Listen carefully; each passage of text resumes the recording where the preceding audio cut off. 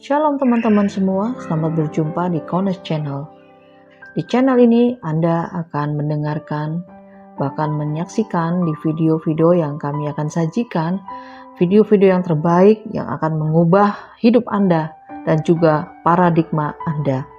Selamat menyaksikan. Nah, kita harus ingat bahwa untuk mendalami, memahami topik-topik ini, kita harus kembali ke akar pola Ibrani yang benar. Ingat ya, yang benar. Ada yang salah, yaitu Talmud dan Rabbinik dan Oral Law. Ya, itu adalah pola-pola yang tidak sesuai dengan Davar Elohim. Jadi kita kembali ke Davar Elohim. Karena Talmud adalah kumpulan tulisan-tulisan yang dikumpulkan hasil dari rapat para rabai. Ya, dan kita harus betul-betul tahu jangan sampai terperangkap di dalam pola akar yang salah. Kita harus kembali ke akar pola Ibrani yang benar, karena di dalam akar pola Ibrani yang benar ini kaya raya, dan di luar daripada pola Ibrani itu tidak banyak ya yang dapat digali. Miskin.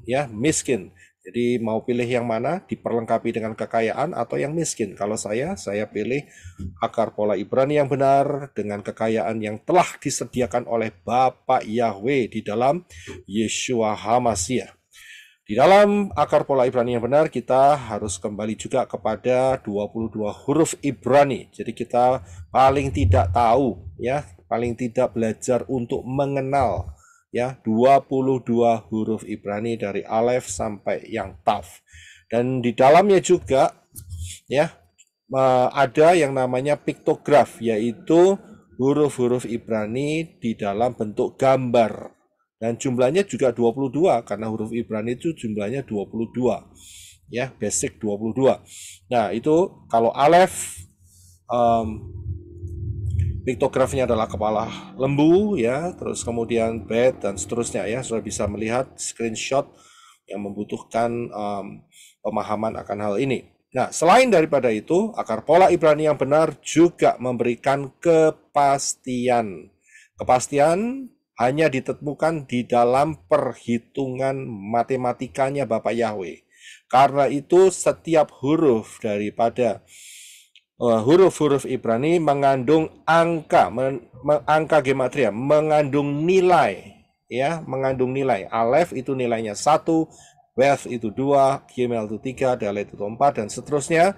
Tetapi ingat, polanya tidak sama dengan alfabet internasional. Karena begitu sampai 10, yaitu Yod, maka tidak 11, akan tetapi menjadi 20 kelipatan daripada 10. Kemudian Lamed 30, Mem 40, Nun 50, dan seterusnya sampai Kof. Ya, di Kof itu 100, kemudian bukan 101 atau 110, akan tetapi kelipatannya yaitu 200 dengan huruf Resh, huruf Shin 300, dan huruf Taf 400. Ya, itulah angka gematria yang melengkapi pola akar Ibrani yang benar. Serta jangan pernah lupa bahwa ini adalah satu paket, ya, satu paket. Jadi akan berkaitan satu sama lain. Dan Bapak Yahweh menggunakan pola ini untuk berbicara di dalam kehidupan kita semua dengan luar biasa untuk membuka rahasia-rahasia Davar Elohim. Jangan lupa juga bahwa nubuat adalah pola. Prophecy is a pattern. Dan Yeshua tahu persis akan hal ini. Ya, kalau saudara memperhatikan apa yang dikatakan Yeshua di dalam Matius 24, ya, pernah saya bahas juga di channel ini, ya. Nanti saya akan bahas lagi juga dalam beberapa minggu ke depan, ya, specifically mengenai Matius 24 ini saya akan ulang lagi, ya. Dan di sini dikatakan bahwa Yeshua juga menggunakan pola ini, yaitu prophecy is a pattern. Ya, nubuat adalah pola. Jadi jangan disingkirkan hal ini. Ini penting sekali. Dan jangan pernah lupa juga bahwa pola satuan waktu ya daripada Bapak Yahweh adalah menggunakan angka 7. Ya, menggunakan angka 7. Jadi kita harus betul paham pola satuan waktu daripada Bapak Yahweh adalah angka 7. Ya, kita akan lanjutkan lebih dalam. Kita akan masuk di dalam session yang pertama ini. time travel, yaitu perjalanan waktu. Dan saya beri untuk yang hari ini, kita akan belajar pelan-pelan saja ya supaya saudara paham ya mengenai Dafar Elohim. Nah, hari ini kita akan melihat navigation sistemnya Dafar Elohim. Ya, navigation. Jadi kita diarahkan, dinavigasi, ya sistem navigasi supaya tidak tersesat, supaya tidak nyasar, saudara. Ya, jadi kita di dalam arah yang benar dengan fondasi yang benar. Kalau semuanya benar, maka saudara akan bertumbuh dengan benar. Kalau saudara bertumbuh dengan benar, maka destiny saudara juga akan benar. Ya, kalau diikuti akan benar. Ya. Nah, kalau destiny-nya salah berarti di dalam perjalanan pasti ada yang salah. Kalau semuanya benar, pasti benar. Ya, ini yang disediakan Bapak Yahweh di dalam kehidupan kita semua, dan ini saya bilang ajaib. Baik, kita akan pelan-pelan saja ya, nggak usah terburu-buru, tetapi ini akan menjadi blessing, ini akan menjadi berkat di dalam kehidupan sehari-hari, kehidupan saudara. Di dalam saudara melihat, membaca, mempelajari Dafar Elohim dari Kejadian sampai Wahyu. Ya, nah, seringkali banyak orang kesulitan memahami kitab suci dari Kejadian sampai Wahyu. Kalau boleh saya tahu, saudara boleh buka mic. Kira-kira kesulitannya apa? Saya tidak berbicara untuk yang tidak mau buka kitab suci, tapi saya mau bicara untuk saudara yang punya rutin baca kitab suci dan menyelidiki kitab suci, tapi nggak paham-paham. Ya, nggak paham-paham. Kira-kira kesulitan saudara apa?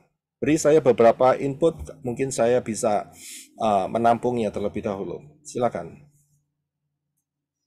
Karena banyak perumpamaan dan kode-kode kan Pak, kalau nggak ngerti gematria atau nggak ngerti akar Ibrani, nggak paham jadinya. Berkali-kali baca pun sampai nanti meninggal pun nggak akan paham. Oke, iya berarti ada kode-kode yang tersembunyi juga ya. Ya, ada lagi yang terima kasih, ada lagi yang mau memberikan tanggapannya. Apa kesulitan saudara? Nggak usah malu karena ini akan menolong saudara. Tujuan saya di dalam hal ini, Dafar Elohim ini, supaya membantu saudara untuk dapat mengenal Dafar Elohim dengan baik dan benar. Ada lagi Saya setuju sama pendapatnya Sis Elizabeth Desmond. Soalnya banyak kode-kode di dalamnya. Dan itu butuh ruah HaKodes yang kasih pengertian sehingga kita bisa ngerti itu. Terima kasih. Ya, terima kasih Brisco. Ya, terima kasih. Ya, ada lagi yang mau menyampaikan? Saya, Pak. Ya, silakan. Ya, kalau saya sih Pak lebih ke gini.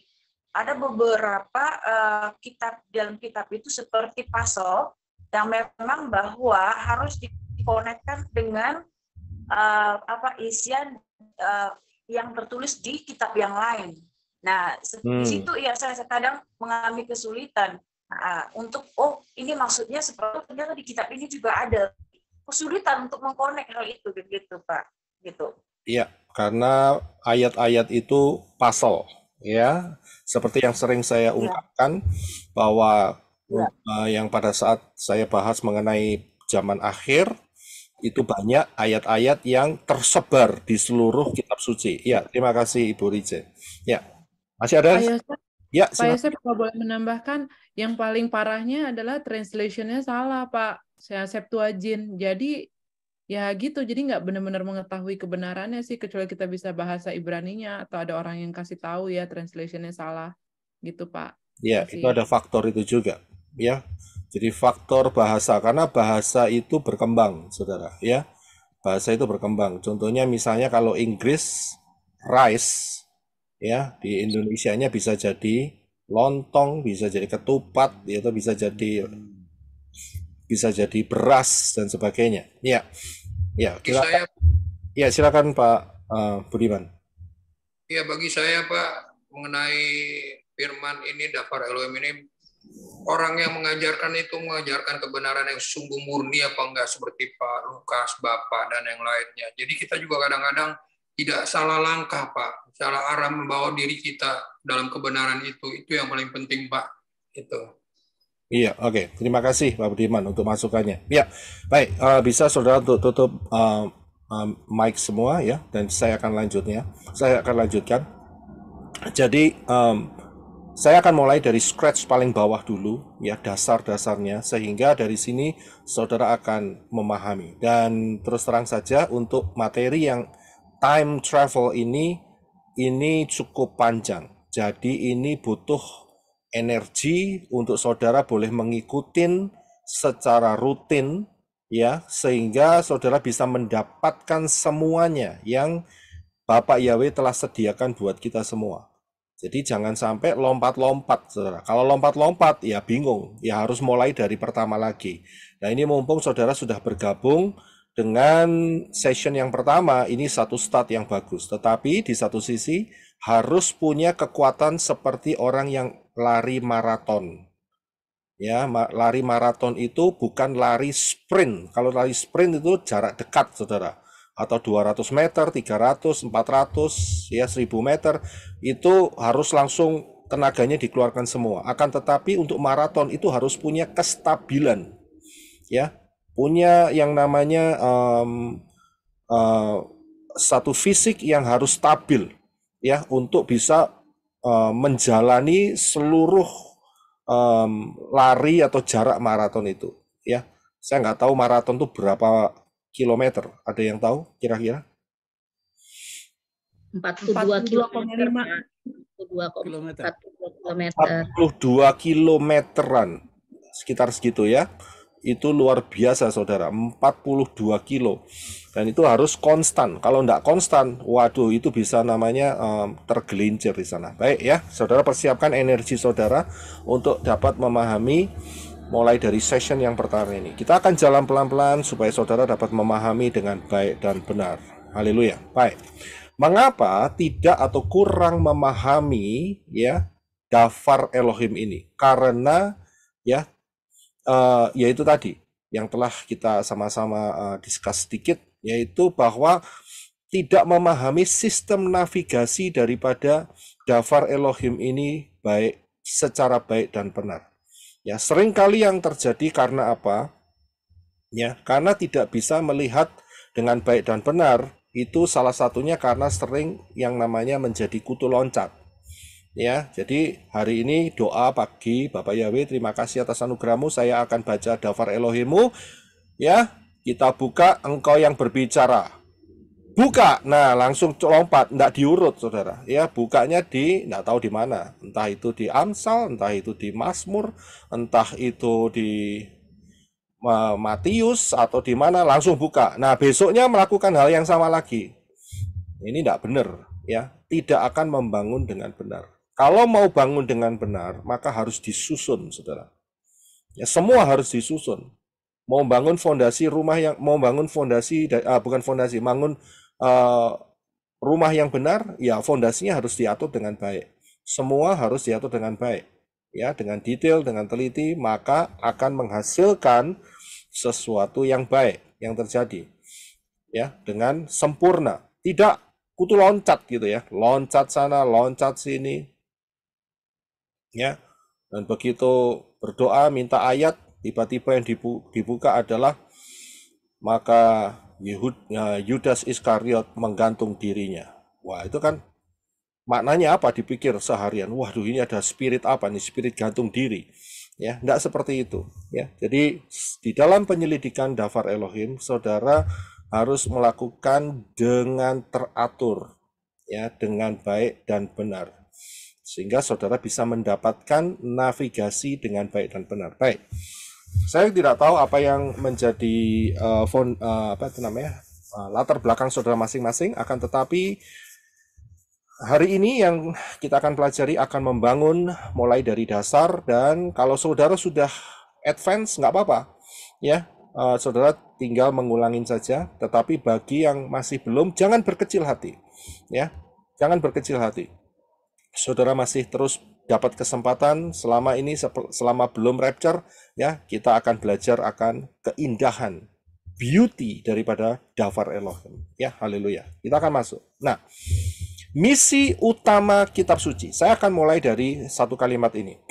misi utama kitab suci adalah, siapa yang mau jawab? Silakan buka mic-nya. Keselamatan, Pak. Iya. Mengenal Tuhan, mengenal Bapa Yahweh. Mengenal Bapa Yahweh. Pengenalan akan Bapa Yahweh. Pengenalan. Oke. Akan jalan dan jalannya harus kita itu. Dengan jalannya, oke. Harus ikuti. Dan harus diikuti. Ya, terima kasih untuk jawabannya. Ya, saya akan berikan satu saja, yaitu misi utama daripada pembentukan kitab suci yang Bapak Yahweh perintahkan. Ya, pertama kali diperintahkan Bapak Yahweh kepada siapa? Pembuatan kitab suci ini? Siapa yang tahu? Moshe. Iya. Ya, terima kasih. Jadi, kitab suci yang pertama itu inisiatornya. Tahu ya, inisiatornya ya. Mastermind-nya itu bukan manusia. Mastermind-nya adalah Bapa Yahweh sendiri. Dan orang yang dipilih adalah Moshe. Yaitu terkenal dengan yang namanya Torah. 5 kitab pertama. Ya, yaitu Kejadian, Keluaran, ya, Imamat, Bilangan, dan Ulangan. 5 kitab ini ditulis oleh Moshe. Jadi, cara Bapak Yahweh adalah Moshe harus menghadap Bapak Yahweh dan dia didikte. Ya, dari mana kita bisa tahu didikte? Karena ada yang namanya tabel usia. Dari Adam sampai Noah, dari Noah sampai Abraham. Ya. Dan tidak mungkin kekuatan otak manusia itu bisa secara detail menjelaskan mengenai tabel usia itu dari Adam sampai Abraham. Kalau tidak Bapak Yahweh sendiri mendikte daripada Moshe. Jadi semua kisah-kisah yang saudara baca di dalam Kejadian mengenai misalnya Abraham, Yesak, Yakov, ya, Yosef dan seterusnya, itu bukan mereka yang tulis. Bukan orang-orang yang telah saya sebutkan ini yang menulis, tidak, akan tetapi Moshe. Moshe didikte oleh Bapak Yahweh. Ya, jadi misi utamanya adalah, saya kembali terlebih dahulu, adalah penyelamatan manusia yang jatuh dalam dosa. Ingat akan misi ini. Jadi kitab suci itu ditulis untuk penyelamatan manusia yang jatuh dalam dosa. Bukan Adam yang menulis kitab suci, tetapi Moshe yang menulis kitab suci, dan posisi Moshe saat itu sudah jatuh dalam dosa. Karena kan sudah generasi beberapa puluh generasi itu ya, dari Adam ya sampai ke Moshe. Ya. Jadi posisi Moshe adalah dia juga orang berdosa, saudara. Ya, jadi misi utama dari Bapak Yahweh yang memberikan mastermind-nya ini untuk ditulis oleh Moshe, yaitu untuk menyelamatkan manusia yang telah jatuh dalam dosa. Itu misinya. Nah, baik, kita akan lihat di dalam 2 Timotius 3, 16-17. Ya, silakan Henok untuk bisa baca buat kita. Terima kasih. Semua firman yang diilhamkan Elohim itu berguna untuk mengajar, memberi teguran, memperbaiki kesalahan, dan mendidik dalam kebenaran, supaya manusia Elohim menjadi sempurna, diperlengkapi untuk melakukan setiap perbuatan baik. Iya, terima kasih. Saudara bisa lihat, ini yang sudah masuk dalam keselamatan. Itu saja masih terus harus diajar, harus diperbaiki, harus dididik, supaya menjadi sempurna. Siapa? Manusia Elohim. Wa'ed. Saya pernah ajarkan mengenai hal ini. Ya, kalau saudara mengikuti pasti sudah tahu. Ini ada di dalam Bereshit atau Kejadian 1 ayat 1. Ya, mengenai rapture yang ada di sana. Saya sudah sampaikan materi ini. Jadi manusia Elohim, saudara yang sudah masuk di dalam rencana keselamatan ini, itu terus disempurnakan, diperlengkapi. untuk dapat melakukan perbuatan baik yang seturut dengan isi hati Bapa Yahweh. Ya, jadi nggak ngawur begitu. Karena itu semua firman, semua dafar Elohim. Kalau semua ya semua. Dari mana? Ya kita sekarang sudah ada dari Kejadian sampai Wahyu, yaitu ya semua firman. Ya memang kalau saatnya zamannya Rabi Saul, ya yang ada hanya Tanak, Perjanjian Lama, ya Torah, Nevi'im dan Ketuvim. Tapi itu pun berguna untuk yang dijelaskan tadi, mengajar, memberikan teguran, memperbaiki kesalahan, mendidik dalam kebenaran, supaya saudara dan saya yang adalah manusia Elohim menjadi sempurna. Kita bisa lihat, sempurna ini pas, cocok dengan rencananya Bapa Yahweh. Diperlengkapi untuk melakukan setiap perbuatan baik. Ya, jadi setiap dafar Elohim ya itu punya mission. Ya, mission utamanya adalah menyelamatkan manusia yang jatuh dalam dosa, dan setelah itu manusia yang telah diselamatkan kan masih hidup di bumi ini, belum langsung disambar petir dan mati. Ya kan? Atau kena banjir bandang dan kintir, gitu. Hanyut. Ya, kintir itu bahasa Meksiko Selatan, ya. Jadi saudara bisa lihat di sini, manusia Elohim, saudara dan saya kan masih harus menjalani kehidupan. Karena itu terus, ya, dafar Elohim itu bekerja untuk memperlengkapi saudara dan saya, ya, supaya kita jadi sempurna, yaitu persis sesuai dengan apa yang menjadi rencana Bapa Yahweh dalam kehidupan saudara dan saya, seturut dengan dafar Elohim. Ya, jadi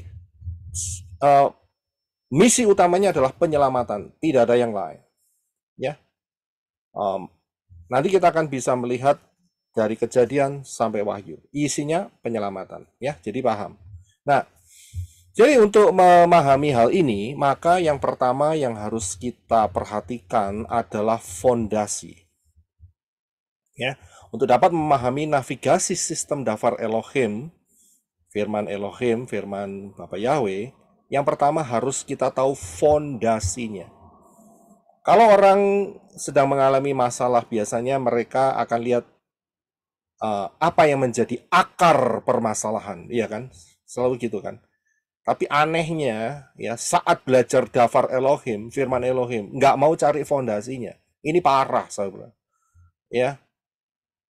Jadi mereka berkata, aku sudah jatuh cinta sama sistem Yunani, nggak mau cari fondasinya. Wah, itu parah, saya bilang. Tapi kalau dia dapat masalah, dia cari akar permasalahannya. Ya, saya bilang lebih baik saat dia dapat masalah, jangan cari akarnya, cari rantingnya permasalahannya aja, atau daun permasalahan, atau bunga permasalahan, jangan akarnya. Ya, aneh manusia ini, tapi ya itulah kenyataannya. Untuk saudara dan saya, kita harus berubah pola pikir kita. Kita harus punya fondasi yang benar. Fondasinya apa? Yaitu Tanak. Tanak adalah Torah, Nevi'im, dan Ketuvim, dan Brit Gadasa. Ya, Tanah itu kepanjangan dari ringkasan atau singkatan dari Torah, Nevi'im, dan Ketuvim. Ya, dan lebih dikenal dengan Perjanjian Lama dan Perjanjian Baru. Ada banyak yang tanya, ya, komen apa itu yang namanya Tanak atau apa itu yang namanya Brit Gadasa. Jadi hari ini yang sudah mengikutin sudah tahu Tanak adalah Perjanjian Lama, ya, dan Brit Gadasa adalah Perjanjian Baru. Nah, kita akan melihat lebih dalam lagi untuk fondasi ini.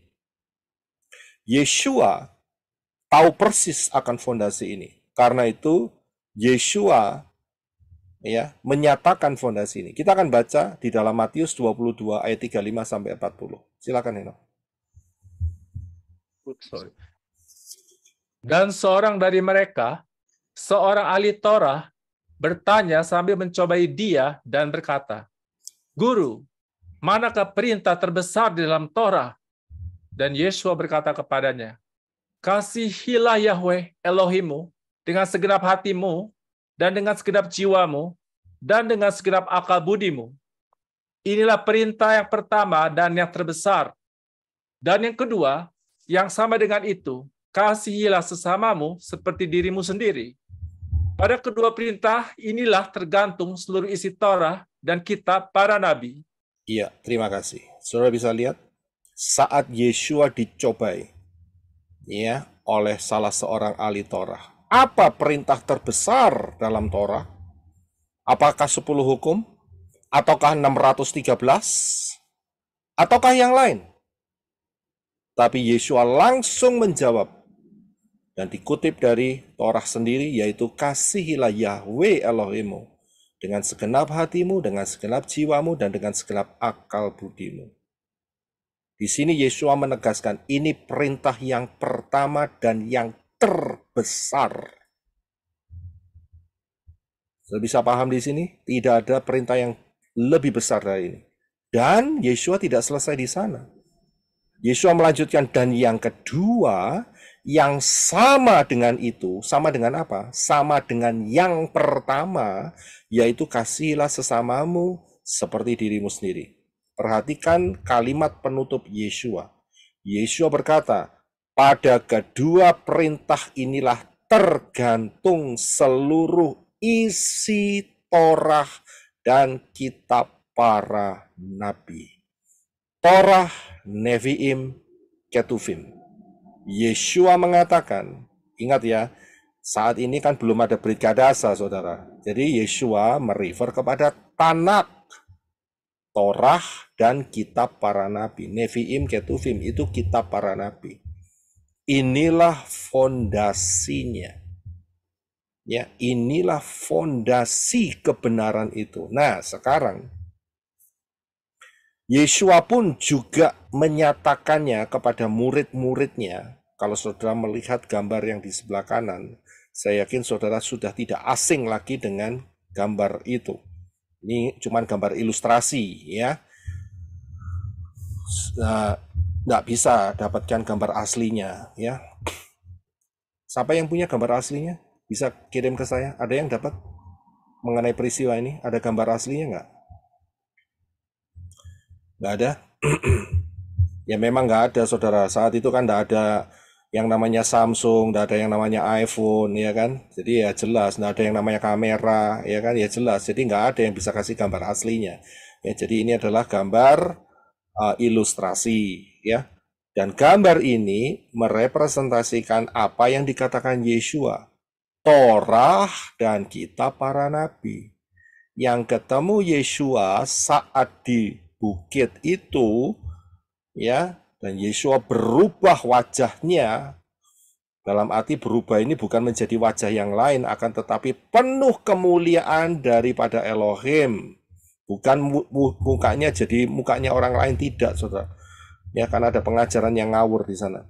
Dan ada dua orang yang keluar menampakkan diri, yang satu Moshe, yang satu Elijah, ya, Nabi Elia. Dan inilah kedua ini merupakan representasi hidup daripada Torah dan kitab para nabi. Jadi saudara paham di sini. Yeshua bukan cuma asal ngomong saja, tidak, tetapi Yeshua menyatakan kepada kita, ya, inilah yang menjadi kenyataannya, fondasi yang harus tetap dipegang, yaitu Torah dan kitab para nabi. Nah, kalau begitu, kira-kira apa akibatnya kalau sampai menolak Tanakh? Apa akibatnya kalau sampai menolak Tanakh, yaitu Torah dan kitab para nabi? Kira-kira apa, saudara? Ada yang mau kasih jawaban di sini? Apa akibat menolak Tanakh, Torah dan kitab para nabi? Tersesat, Pak, nyasar. Tersesat, nyasar. Apalagi? Terima kasih. Apa kira-kira akibatnya? Gagal paham, Pak. Gagal paham. Gagal paham. Apalagi? Terima kasih. Apalagi? Menolak Tanakh. Akibatnya apa? Kematian kekal. Ya, kematian kekal. Ya, ada lagi? Ya, jadi ya, bahasa Paraguaynya, tahu ya Paraguay? Ya, tahu ya, daerah Amerika Latin, bahasa Paraguaynya itu adalah mampus. Ya, menolak Tanak, Torah dan Kitab para Nabi itu adalah kematian kekal. Mampus, saudara. Ya, itu bahasa Paraguay Timur. Ya, cari sendiri. Nah, saudara lihat di dalam Lukas 16 ayat 20 ayat 16 pasal 16 ayat 20 sampai 31. Ya, ini pernah saya bahas di dalam pengajaran penjara roh-roh. Kalau saudara belum melihat, silahkan belajar di sana mengenai topik penjara roh-roh. Ya, nah kita akan lihat ayatnya. Silahkan Henok untuk membaca Lukas 16 ayat 20 sampai 31.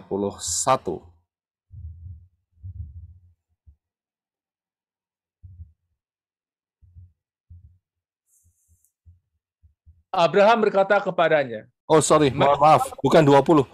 Cuma 3 ayat, 29, 30, 31. Mohon maaf. Jadi Lukas 16, 29, 30, 31 saja. Terima kasih. Yeah, this is the one. Ya. Abraham berkata kepadanya, mereka telah memiliki kesaksian Moshe dan para nabi, biarlah mereka mendengarkannya. Namun ia berkata, tidak Bapak Abraham, kecuali jika ada orang yang bangkit dari kematian dan datang kepada mereka, maka mereka akan bertobat. Ia berkata kepadanya, jika mereka tidak mau mendengarkan kesaksian Moshe dan para nabi, mereka tidak akan diyakinkan sekalipun oleh orang yang bangkit dari kematian. Iya, terima kasih. Sudah bisa lihat, percakapan ini ada di dalam dunia orang mati. Karena itu siapa yang belum mendapatkan pengajaran penjara roh-roh, silakan ke channel ya dan temukan di sana, pelajari baik-baik. Percakapan ini ada di dalam dunia orang mati. Jadi si kaya ini sudah mati, Abraham pun juga sudah mati. Tapi percakapan ini dilihat oleh Yeshua sebagai saksi untuk kita semua. Dikatakan bahwa orang kaya ini dia tidak percaya. Ya, dia minta kepada Bapak Abraham untuk membangkitkan Lazarus dari antara orang mati, supaya bersaksi kepada 5 saudaranya yang sedang mengarah ke tempat yang sama, yaitu tempat penyiksaan di dalam alam maut. Abraham berkata, tidak perlu orang dibangkitkan dari kematian, karena di sana, ya, di dalam kehidupan fisik mereka yang masih hidup, ada kitab Mose atau kesaksian Moshe dan para nabi. Itulah Torah dan kitab para nabi. Tanak, Torah, Nevi'im, Ketuvim. Nevi'im, Ketuvim, kitab para nabi. Ya, sudah bisa lihat di sini. Jadi kalau mereka tidak mau mendengarkan kesaksian Moshe, yaitu Torah, dan kesaksian para nabi, ya, Nevi'im, Ketuvim, lama sio 10-100 orang bahkan 1000 orang, berlebih orang yang dibangkitkan, mereka pun tidak akan diyakinkan. Ya, tidak akan diyakinkan.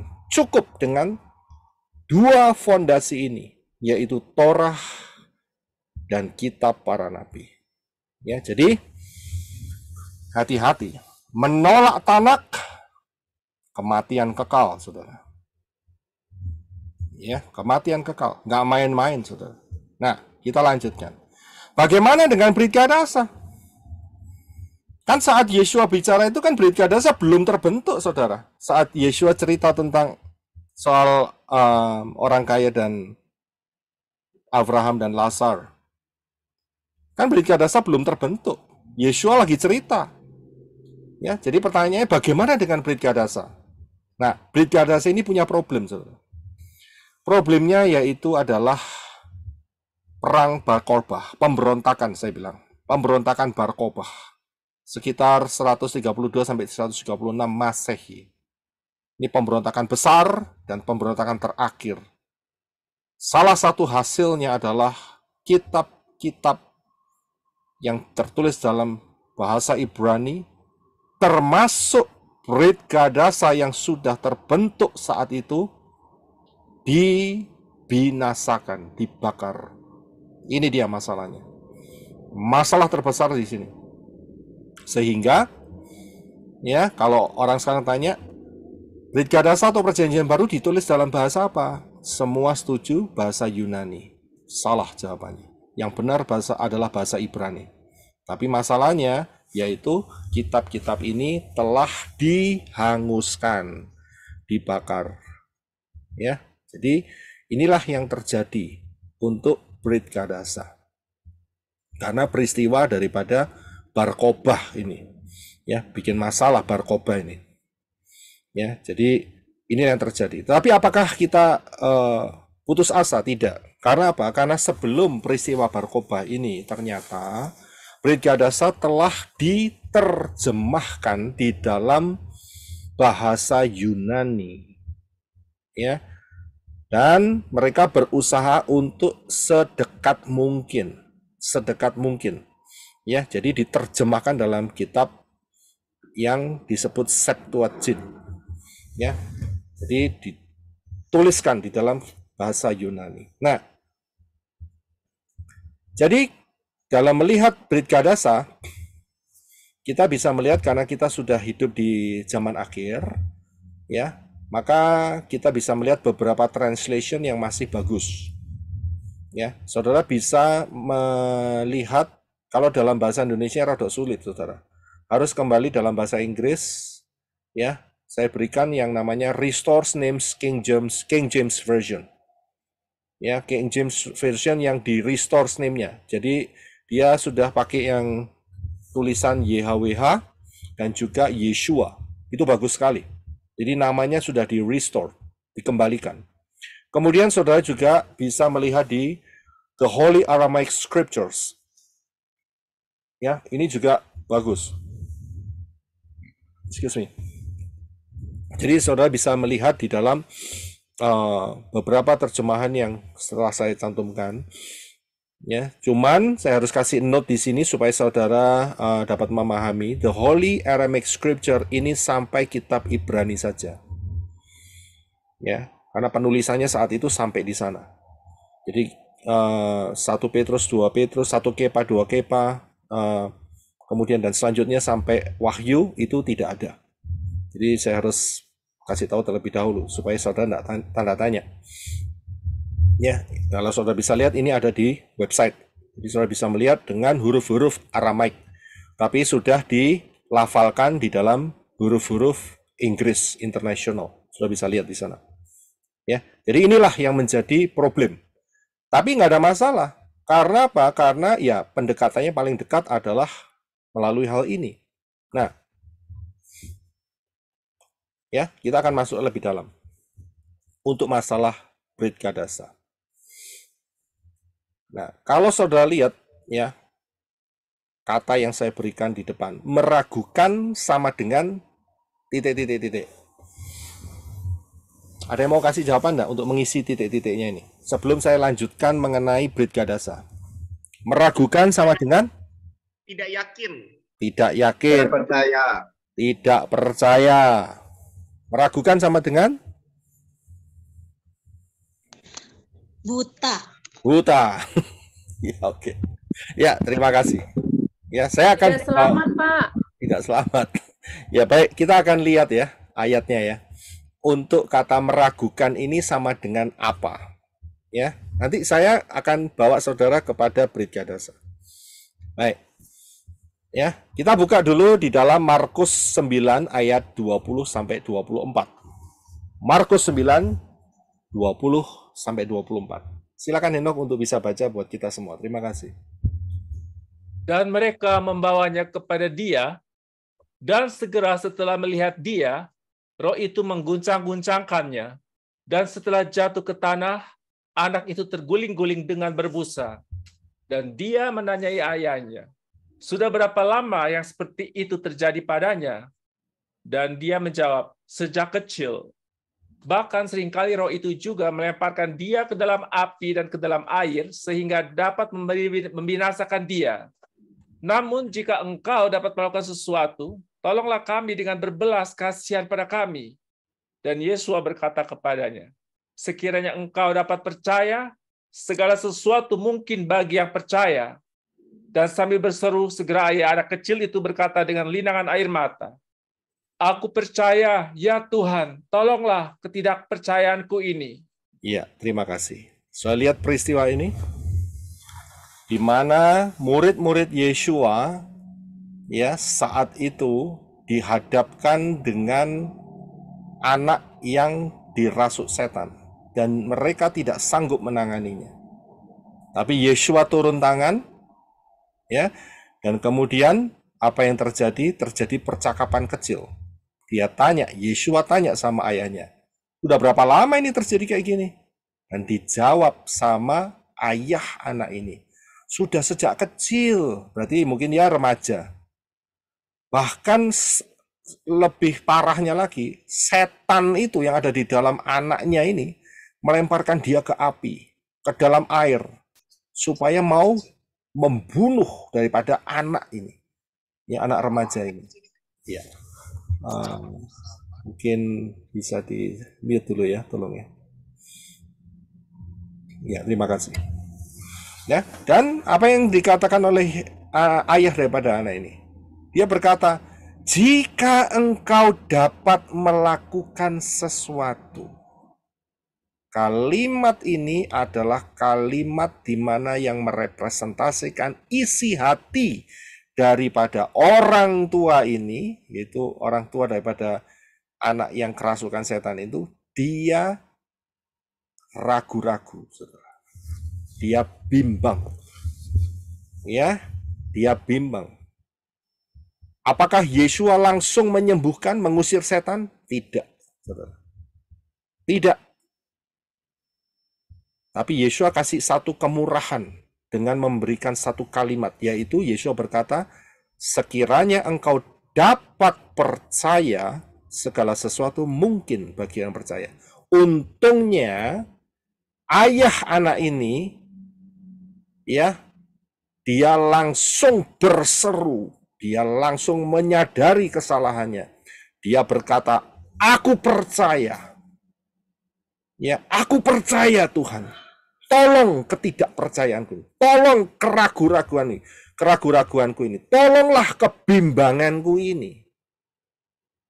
Ya, jadi kalau dia masih dalam posisi bimbang, Yeshua tidak bisa menolong. Tidak bisa. Ya, Yeshua hanya dapat menolong saat ayah ini percaya. Ayah anak kecil ini percaya. Dan dia mengakui, "Tolong, aku tidak percaya ini. Tolong supaya aku percaya. Dan kalau sudah lihat ayat selanjutnya, maka Yeshua menghardik setan ini. Keluar, sembuh. Karena itu dari percakapan ini kita bisa melihat. Orang yang ragu-ragu, orang yang sama dengan orang yang tidak percaya. Orang yang tidak percaya itu sama dengan orang yang menolak. Ya, kita tahu ya prinsipnya ya. Ini ragu-ragu, wah nggak percaya. Itu sama dan menolak. Kalau saya buat satu statement, tapi jangan dipotong ya. Kalau saya buat satu statement ini contoh. Saya meragukan bahwa pencipta langit dan bumi itu Yahweh. Kira-kira menurut saudara statement ini boleh dianggap saya percaya kepada Bapak Yahweh nggak? Jelas tidak. Jelas tidak. Kalau saya menggunakan statement ini, saya meragukan pencipta langit dan bumi itu bernama Yahweh. Itu berarti saya meragukan. Itu sama dengan saya nggak percaya. Kalau nggak percaya, ya sama dengan menolak. Saya bisa lihat ya.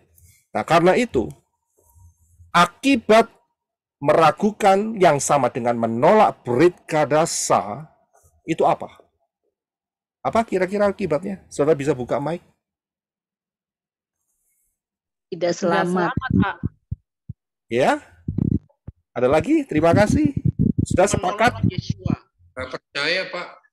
Meragukan itu sama dengan menolak. Seperti tadi ayatnya. Ya, terima kasih. Ya. Sama aja menolak Yeshua. Ya, terima kasih. Tidak selamat. Ya, terima kasih. Ini sudah bisa melihat? Ya, kita tutup mic dulu, saya akan lanjutkan. Terima kasih untuk semua jawabannya. Ya. Jadi meragukan atau menolak sama dengan menolak Brit Kadasa, itu sama dengan yang di atas tadi. Yang bahasa Paraguay selatan atau timurnya itu adalah Mempos. Ya, Mempos itu pengucapan dalam bahasa Inggrisnya itu Mempos, gitu. Indonesianya ya mampus. Kita baca ayatnya. Yohanes 12 ayat 48. Silakan Eno. Siapa yang menolak aku dan tidak menerima firman-Ku, ada yang akan menghakiminya. Firman yang telah kuucapkan, ia itulah yang akan menghakiminya pada akhir zaman. Iya. Saya ulangi sekali lagi, terima kasih untuk dibacakan. Siapa yang menolak aku ini siapa? Yeshua. Dan tidak menerima firman-Ku. Jadi saat Yeshua ngajar kan dia berbicara dong. Ya, mereka tidak menerima apa yang diucapkan Yeshua. Dan itu kan merupakan dasar daripada Brit Kadasa, saudara. Ya, akan ada yang menghakiminya. Jadi orang itu akan dihakimi. Siapa yang menghakimi? Yaitu firman yang telah diucapkan Yeshua. Dan kapan penghakimannya? Penghakimannya adalah akhir zaman. Kita lihat satu ayat lagi. Di dalam Wahyu 22 ayat 19. Silakan Eno. Jika seseorang membuang sesuatu dari perkataan-perkataan kitab nubuat ini, Elohim akan menghapus bagiannya dari kitab kehidupan dan dari kota kudus dan apa yang telah tertulis di dalam kitab ini. Iya, terima kasih. Saudara bisa lihat, buka di dalam Wahyu 22:19, baca seluruhnya, saudara akan ketemu hampir terakhir hampir penutup kalimat ini muncul. Dan jika seorang membuang sesuatu dari perkataan-perkataan kitab nubuat ini, Elohim akan menghapus bagiannya dari kitab kehidupan. Di terjemahan lain agak sedikit melenceng, dikatakan mengurangkan bagiannya, nggak tepat.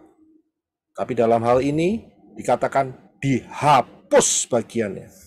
Dari kitab kehidupan dan dijelaskan dan dari kota kudus. Di manakah kota kudus? Bukan di Jawa Tengah, tapi di Yerusalem baru. Ya. Nah, kita akan lihat kapan akhir zaman. Perhatikan tabel ini. Kalau kita lihat tabel ini, kita sudah di 2023, saudara lihat yang bawah, itu sejak kejatuhan Adam dan Hawa, kita sudah hampir menyelesaikannya. Yang disebut sebagai akhir zaman, ya, itu bukan hari ini, karena hari ini nanti di depan kita masih ada 1000 tahun ke depan, saudara, yaitu kerajaan 1000 tahun. Yang disebut akhir zaman adalah di sini, saudara. Yaitu setelah perang Gog dan Magog. Dan disitulah bumi dan Syamayim yang sekarang dihancurkan dengan api oleh Bapa Yahweh. Ya, akan diganti yang baru. Tetapi sebelum masuk yang baru, ada satu peristiwa. Kira-kira peristiwa apa? Saudara yang tahu? Silakan buka mic. Rapture. Oh ya, ya salah dong. Orang nggak ngikutin nih kalau begini. Penghakiman tata putih, Pak. Iya. Pengadilan tata putih. Ya, jadi akhir zaman ini adalah perang Gog. Iya, bukan rapture. Rapture mas sebentar lagi.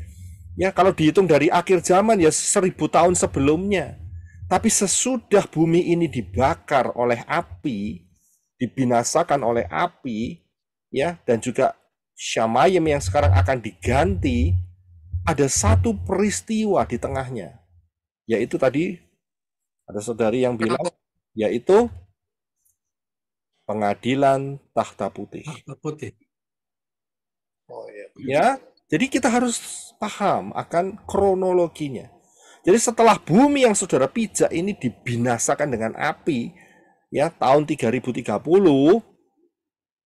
ya saudara bisa paham di situ, ya karena perhitungannya adalah pola angka 7. Nah setelah itu selesai bumi ini, maka nggak ada bumi lagi.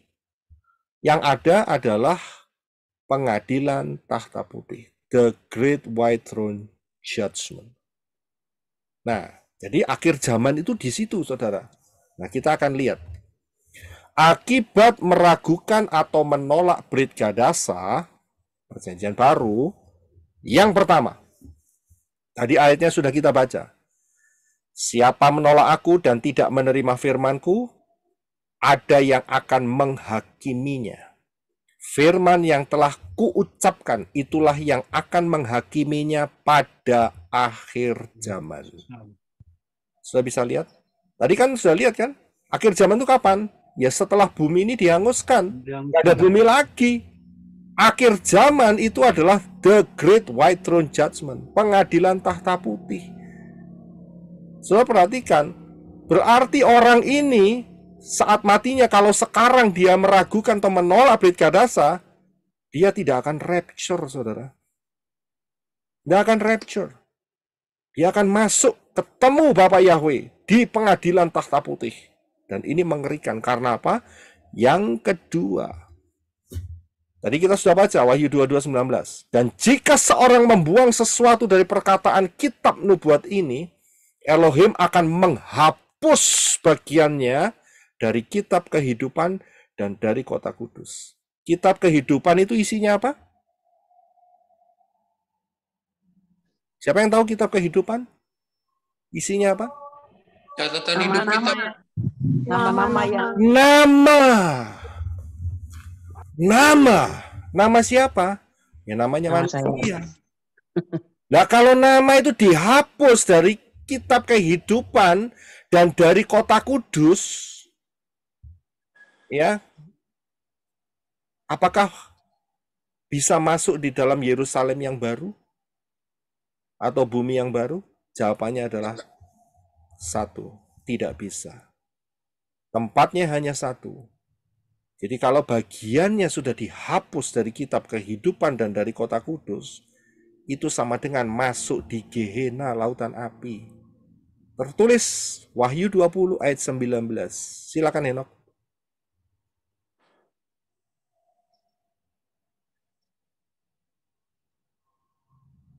Dan jika seseorang membuang sesuatu dari perkataan-perkataan kitab nubuat ini, Yang bawah, Wahyu 20:19. Dan jika seseorang tidak didapati tertulis di dalam kitab kehidupan itu, ia dilemparkan ke dalam lautan api. Terima kasih. Saya bisa lihat ayat yang atas dan yang bawah. Yang atas dikatakan menghapus bagiannya dari kitab kehidupan. Yang di bawah dikatakan kalau namanya tidak didapati tertulis dalam kitab kehidupan, kan itu dihapus. Maka nasib orang itu adalah cuma satu, lautan api. Hati-hati, jangan bikin statement yang sembarangan mengenai fondasi kitab suci. Baik itu Tanak, baik itu Brit Gadasa. Saudara harus hati-hati, saudara. Ya, mungkin ada yang berkata begini, saya percaya kepada Yeshua HaMasiah, tapi saya tidak percaya akan firman-Nya. Bisa nggak? Nggak bisa, Pak. Nggak bisa, ya mana mungkin.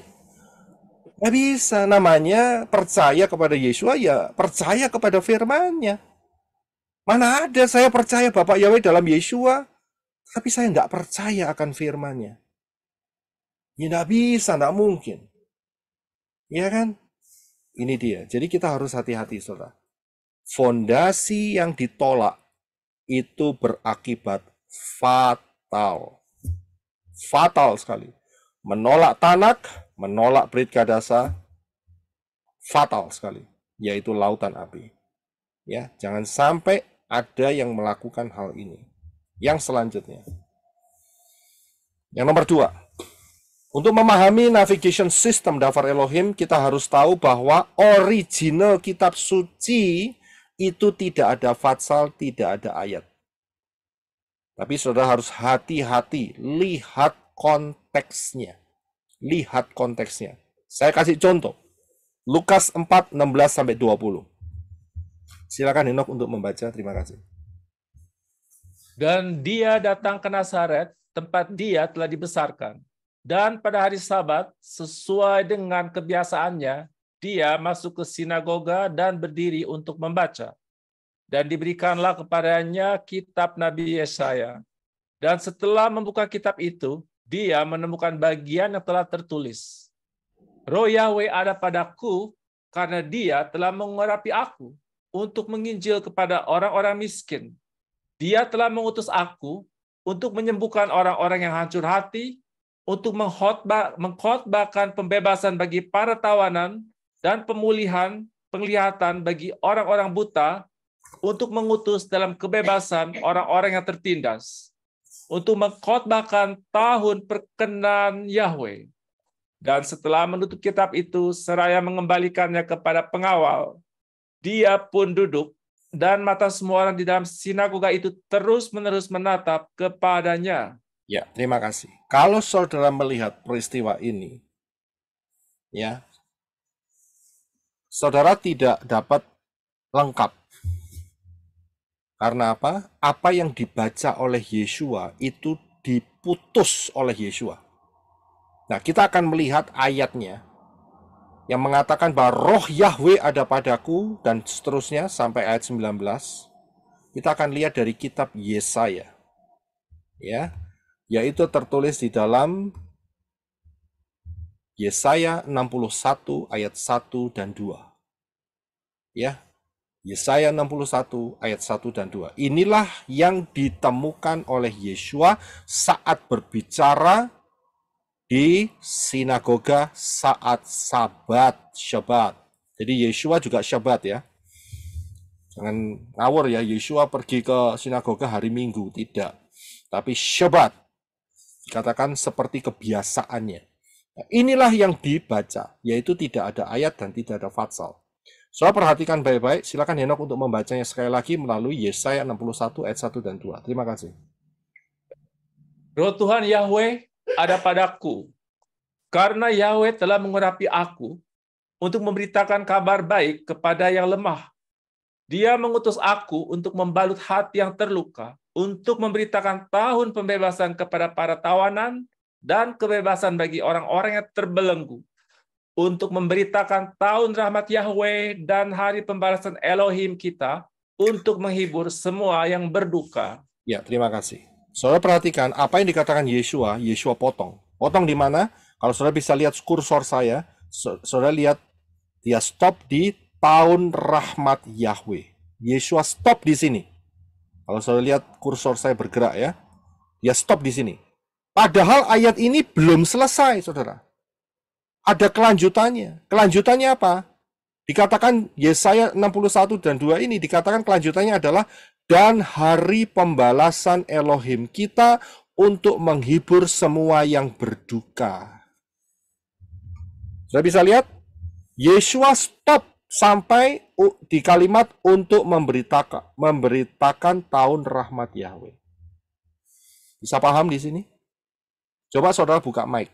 Saya punya pertanyaan, mengapa Yesua tidak menyelesaikan ayat ini? Tolong bisa jawab satu-satu supaya nggak tumpuk-tumpuan suaranya. Terima kasih. Tiba, Pak. Karena belum waktunya, Pak. Belum waktunya. Mengapa belum waktunya? Karena penggenapannya bukan saat dia sedang berbicara, Pak. Kapan penggenapannya? Penggenapannya yaitu pada kalau yang tentang hari pembalasan Elohim kita itu mungkin pada saat setelah kemudian ada hari besar tuh Yahweh itu yang pada apa gitu ya Pak. Kemudian yang untuk menghibur semua yang berduka itu seperti penjelasan Pak Yosef Roy tentang masa 1000 tahun, di mana bahwa di situ ada lagi air mata, lagi duka cita, yang ada sukacita. Seperti itu, Pak. Iya, terima kasih. Terima kasih untuk teman-teman yang berusaha untuk menjawabnya. Ya, diwakili tadi oleh sister kita. Betul, bahwa Yesua harus menyelesaikan kalimatnya itu sampai di satu paragraf, yaitu untuk memberitakan memberitakan tahun rahmat Yahweh. Yeshua stop sampai di sana. Karena saat itulah misi kedatangan Yeshua yang pertama. Selesai sampai situ. Yeshua berhenti membaca. Ya, ingat karena paragraf untuk memberitakan tahun rahmat Yahweh adalah misi kedatangan Yeshua HaMashiach yang pertama. Nah, bagaimana yang selanjutnya? Yang selanjutnya adalah dan hari pembalasan Elohim kita itu sama dengan perang Armageddon, saudara. Jadi Yeshua nggak baca seluruhnya. Kalau Yeshua baca seluruhnya, kacau balau programnya. Saudara bisa lihat. Belum tergenapi, sudah dibaca. Yaitu yang terjadi di pengajaran-pengajaran Yunani dan sebagainya. Ya, tidak bisa melihat posisi ayat itu ada di mana. Yeshua nggak mau melewati atau melangkahi apa yang belum terjadi. Yeshua rapi sekali loh. Bapak Yahweh kita itu hebat loh. Ya harus stop sampai di sini. Karena apa? Hari pembalasan Elohim itu sama dengan nanti 2000 tahun lagi. Yaitu kedatangan Yeshua yang kedua. Di dalam perang Armageddon. Bisa lihat di sini. Saya harap saudara bisa paham. Saudara harus lulus yang ini. Supaya saudara bisa melanjutkan di sesi-sesi berikutnya. Dan kemudian kalimat berikutnya, menghibur semua yang berduka, itu sama dengan kerajaan damai 1000 tahun. Kalau kita tidak bisa memilah-milah ayat ini, kacau. Apa hasilnya? Ya pengajaran yang amburadul, yang di luar pola akar Ibrani. Ya, salah satu contohnya apa? Ada pengajaran yang mengatakan bahwa nanti rapture ada di sangkakala yang ketujuh dalam kitab Wahyu. Karena apa? Karena nggak bisa melihat. Satu kalimat itu bisa berarti dua sisi, saudara. Seperti ini.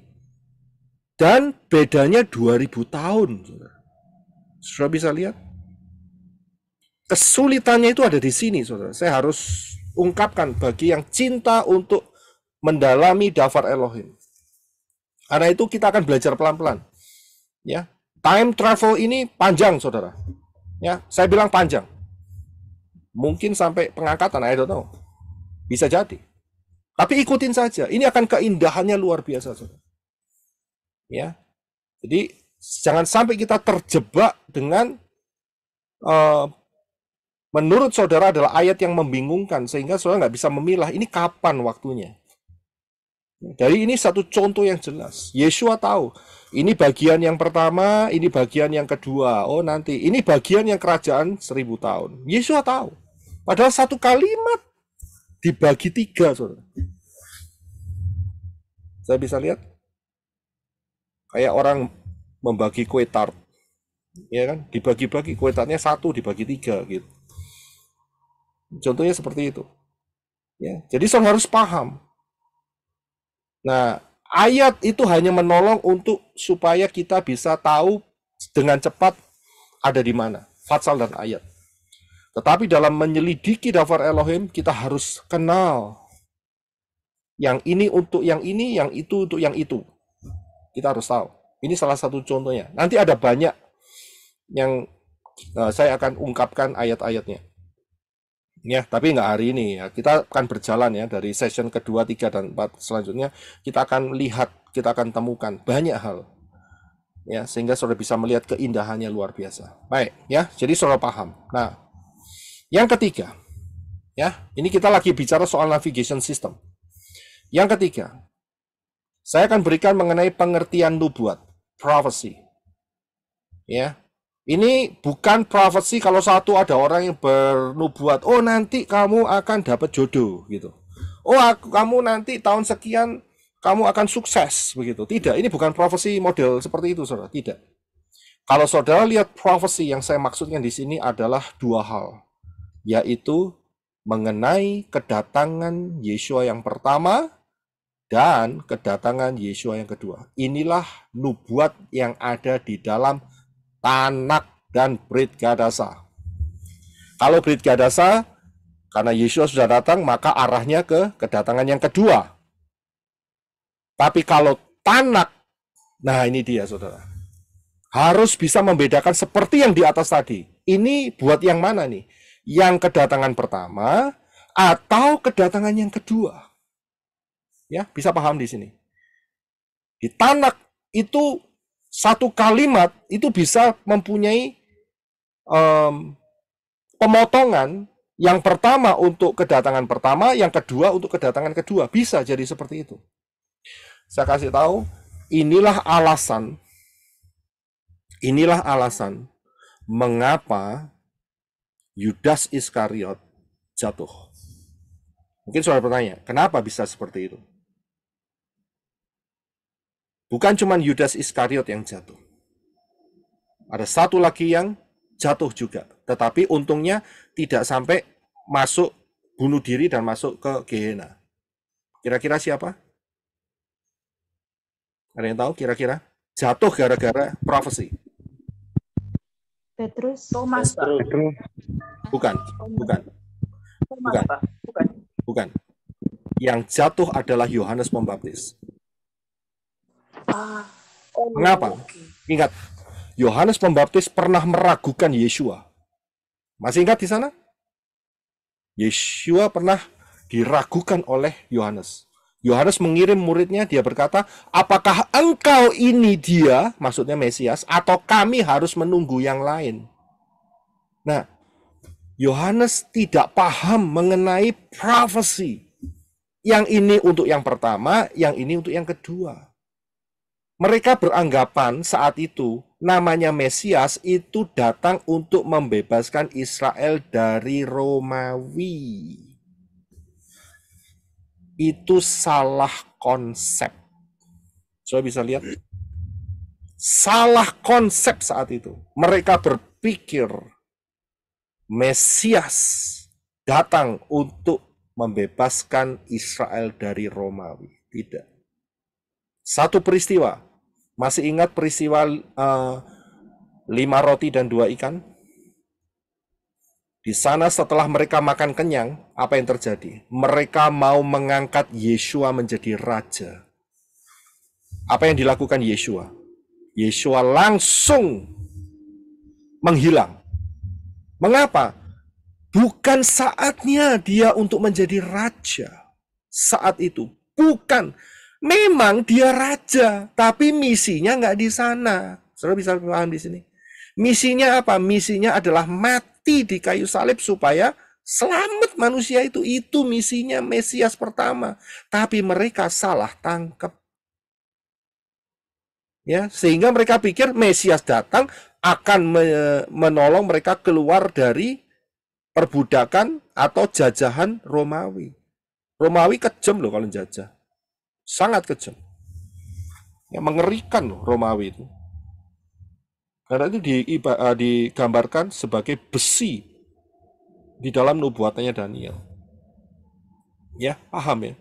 Kekacauan inilah yang menyebabkan Israel gagal paham. Nah, kita nggak boleh gagal paham, saudara. Kita sudah melihatnya sampai zaman akhir, masih gagal paham. Kacau ceritanya. Kita harus pahami ini. Ini beauty-nya luar biasa, saudara. Luar biasa. Ya, oke. Nanti kita akan lihat juga di sana. Tapi ini adalah navigation. Jadi saudara saya kasih tahu, kalau kita lihat nubuat, ingat, bukan nubuat yang buat personal nubuat ya. Saya nubuatkan kamu atau saya dapat suara dari Elohim. Enggak, bukan itu. Enggak salah sih, enggak salah. Cuman bukan itu. Yang dimaksud nubuat di dalam Tanak adalah kedatangan pertama Yeshua atau kedatangan kedua daripada Yeshua. Ya, kita paham. Nah, yang selanjutnya yang terakhir. Saya bagi ada 7 fase dafar Elohim untuk memudahkan otak kita terorganisasi. Itu saja. Ya, jadi ini adalah cara yang kita buat ya. Saya minta pimpinan Ruah Yahweh Elohim ini enaknya dibuat bagaimana ini? Saya bergumul dalam hal ini. Dan untuk memudahkan kita tercetus saat saya menyiapkan ini buat 7 fase.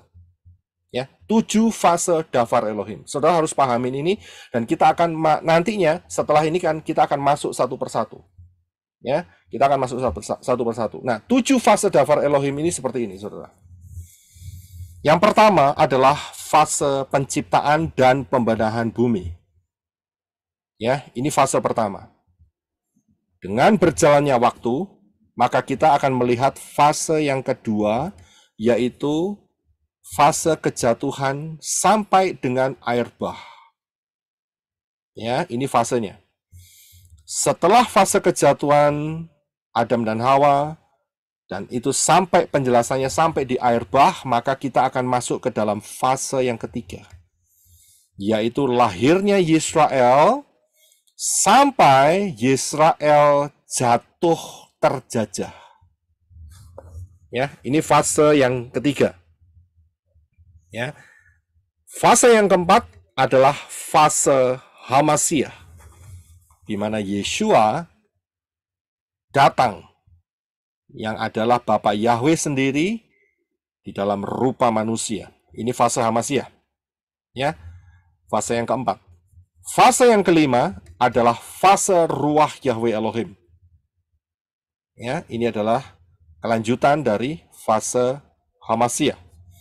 Dan setelah fase Ruach Yahweh Elohim, yaitu fase zaman akhir, mengenai rapture, kedatangan anti Hamasiah, perang Armageddon, yaitu kedatangan Yeshua Hamasiah, dan sampai kerajaan 1000 tahun. Dan fase yang terakhir adalah fase setelah kiamat. Nah, kita akan menjalani hal ini, kita akan melihat ini garis besarnya. Kebanyakan orang bingung saat baca, dia nggak tahu ini fase apa. Diambil seenaknya sendiri, dibikin penjelasan seenaknya sendiri, akhirnya pikirannya seenaknya sendiri, ngawur. Ceritanya begitu. Ya, jadi saya berikan fase-fase ini, kita akan melihat ya nanti dengan cepat, dan kemudian kita akan bedah semua fase-fase ini. Karena itu saya di atas tadi katakan ini perjalanannya panjang. Akan tetapi kalau kita bisa mengikutinya, kita akan melihat keindahannya. Itu yang pertama. Yang kedua, fondasi saudara akan cinta kepada dafar Elohim akan terbentuk dengan baik dan benar. Ya, perhatikan fase-fase ini. Saudara bisa screenshot, saudara bisa simpan di file saudara untuk dapat memahami saat saudara membaca dafar Elohim. Saya akan tutup dengan ini. 4 faktor yang wajib dipahami saat saudara membaca atau menyelidiki dafar Elohim.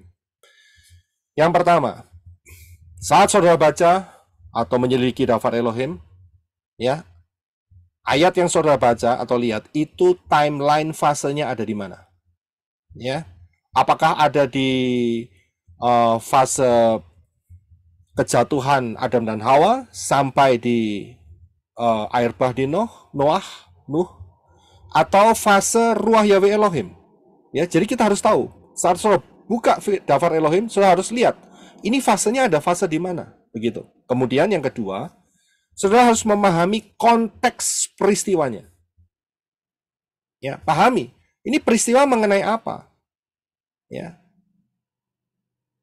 misalnya soal Raja Daud, ya, di mana Raja Daud saat itu belum jadi raja, mengalahkan Goliat. Konteksnya apa? Oh, konteksnya saat itu Daud belum jadi raja.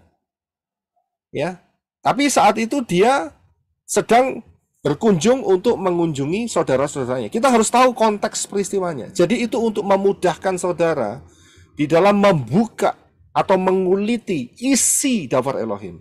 Dan kemudian nomor 3, coba saudara lihat, tulis apakah ada atau adakah makna rohaninya yang kita bisa dapat. Misalnya tadi saya beri contoh, Daud mengalahkan Goliat. Makna rohaninya apa? Saudara bisa catat di sana. Ya, melalui peristiwa itu saudara bisa dapatkan kekayaan rohaninya apa. Oh, ternyata Daud ini dia berharap kepada Bapa Yahweh. Dia coba dikasih ketopong, perisai, pedang dan sebagainya, tambah nggak bisa jalan, terlalu berat. Hanya menggunakan ali-ali dan batu, ketepel dan batu untuk mengalahkan Goliat. Tetapi sebelum mengalahkan, Daud mengucapkan satu kalimat, yaitu, aku mendatangi engkau dengan nama Yahweh. Itu dia. Makna rohani apa? Saat saudara menghadapi masalah-masalah, saudara bisa memproklamirkan, aku hadapi ya dengan nama Yahweh persoalan ini. Maka Bapa Yahweh akan menolong aku. Nah, itu makna rohani. Jadi saudara bisa catat di situ. Kemudian, apakah ada nubuatan di sana? Nubuat yang saya maksud ini adalah, ingat ya, jangan pernah lupa, nubuat ini mengenai kedatangan Yeshua pertama atau kedatangan Yeshua kedua. Saudara bisa lihat? Jadi saudara harus paham 4 faktor yang wajib dipahami. Tapi kalau saudara tidak pernah baca firman, ya susah. Ya, tidak punya kebiasaan baca firman atau menyelidiki daftar Elohim, ya nggak akan dapat. Ya, akan sia-sia. Ini bagi yang membaca dan menyelidiki daftar Elohim. Dan ingat, misi utama kitab suci. Jangan pernah lupa. Misi utama kitab suci adalah menyelamatkan manusia yang telah jatuh di dalam dosa. Jangan pernah lupa di situ. Akan ada banyak keindahan, nanti kita akan buka di waktu-waktu yang akan datang. Kita akan to be continue, ya. Bapak Yahweh memberkati. Hati-hati, hari ini kita sudah mencapai tahun 2023, nggak lama lagi kita 2024. 6.000 tahun sejak kejatuhan Adam dan Hawa, kita hampir finish beberapa tahun lagi. Karena itu, kita sudah masuk di dalam 3,5 tahun Shekel Shemitah yang pertama, rapture di depan mata kita. Pelajari High Alert 2026, jangan remehkan. Dan juga Yeshua mengatakan, kalau sampai waktunya tidak dipersingkat, maka tidak ada yang selamat. Karena saudara dan sayalah sebagai orang-orang pilihan, ya, yang akan di-rapture, maka waktunya akan dipersingkat. Seberapa singkat? Ada di dalam rahasia 1290 hari dan 1335 hari, saudara bisa pelajari.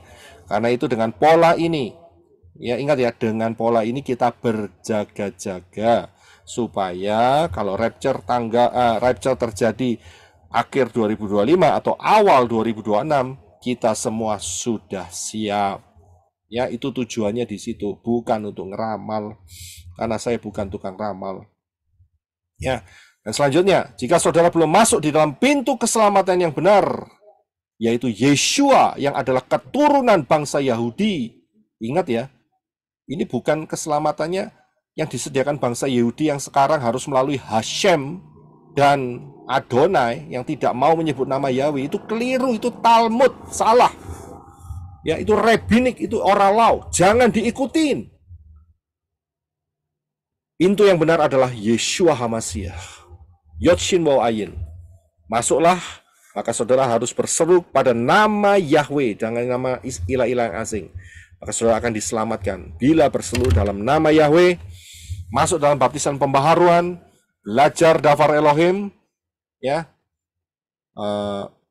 terus bertumbuh, jangan ikut-ikut lagi di dalam pesta atau perayaan yang beraura pagan. 25 Desember, Telur Paskah, Rabu Abu, Kamis Putih, Jumat Agung, ya, Paskah, yaitu hari Minggunya, itu salah. Dan kemudian Chinese New Year, Jongkok Sinian, ya, Imlek, dan sebagainya, Qingping, dan sebagainya, ya, perayaan orang mati, Halloween, macam-macam, ya, jangan diikuti, itu menyakiti hati Bapak Yahweh. Berjaga-jagalah, bersedialah, karena rapture sudah tidak lama lagi akan terjadi. Bagi siapa yang membutuhkan baptisan pembaharuan, segera screenshot, hubungin saudara-saudara yang dekat, ya, di yang saya tampilkan di depan ini, saudara bisa screenshot, ya, sehingga saudara bisa dilayani dengan segera. Dan ingat, minta dilepaskan dari sesembahan yang bukan dari Israel, ya. Terima kasih teman-teman semua yang sudah menyaksikan video ini. Sukses besar untuk kita semua. Bapa Yahweh memberkati. Haleluya. Amin.